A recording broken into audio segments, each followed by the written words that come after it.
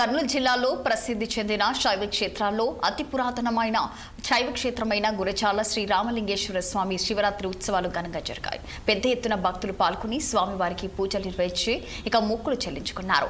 మహాశివరాత్రి సందర్భంగా శ్రీ రామలింగేశ్వర స్వామి వారికి అశేష పూజలు నిర్వహించారు. కర్ణాటక, తమిళనాడు, తెలంగాణ నుండి రాష్ట్రంలోని వివిధ ప్రాంతాల నుండి భక్తులు భారీగా తరలివచ్చారు. మహాశివరాత్రి బ్రహ్మోత్సవాలు అంగరంగ వైభవంగా జరుగుతున్నాయి. పూర్వం ఇక్కడ త్రేతాయుగంలో శ్రీరాముల వారు అరణ్యవాస కాలంలో రావణాసుని వధిస్తారు. రావణాసుడు బ్రాహ్మణుడు వల్ల శ్రీరాముల వారికి బ్రాహ్మణత్యాపాతకం అనే దోషం వస్తుంది. ఆ దోష నివారణ కోసం శ్రీరాముల వారు శివలింగాన్ని ప్రతిష్ఠ చేసి పూజ చేయవలేను. ఆ ప్రకారంగా రాముల వారు రామేశ్వరం నుండి అయోధ్యకి వెళ్ళేంత వరకు శివలింగాలను ప్రతిష్ఠ చేసుకుంటూ పూజ చేసుకుంటూ వెళ్తూ ఉంటాడు. మార్గ మధ్యంలో ఈ ప్రదేశాన్ని దండకారణ్యం అంటారు. ఈ అరణ్యంలో ఆంజనేయ స్వామి శివలింగం తీసుకురావడం కోసం కాశీకి వెళ్తాడు.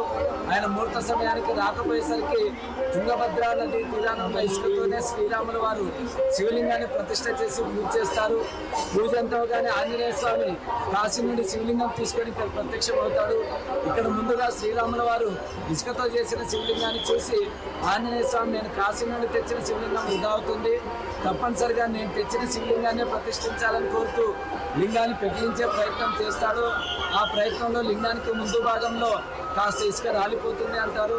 అప్పుడు రాముల వారు శ్రీ ఆంజనేయ స్వామిని శాంతిపరిచి ఆయన కాశీ నుండి తెచ్చిన శివలింగాన్ని ముందు భాగంగా ప్రతిష్ఠించారు. భక్తాదులు ముందు ఆంజనేయ స్వామి తెచ్చిన శివలింగాన్ని దర్శించిన తర్వాతనే నేను చేసిన ఇసుకలింగాన్ని దర్శిస్తారని శాంతింపజేస్తారు. ఆంజనేయ స్వామి తెచ్చిన శివలింగాన్ని కాశీలింగం అంటారు. రాముల వారు చేసిన శివలింగాన్ని రామలింగేశ్వర స్వామి అంటారు.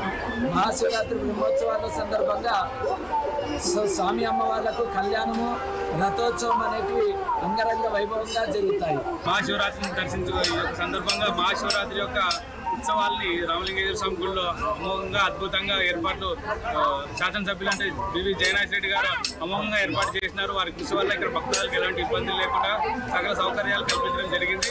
అలాగే ఆలయం మెంబర్స్, ఆలయ బోర్డు మెంబర్స్, అధికారులు చాలా స్పష్టంగా చాలా నిక్కచ్చిగా చెప్పారు. చాలా నిదానంగా దర్శనం చేసుకోమని అందరినీ చాలా ఓపికగా అందరూ వాళ్ళ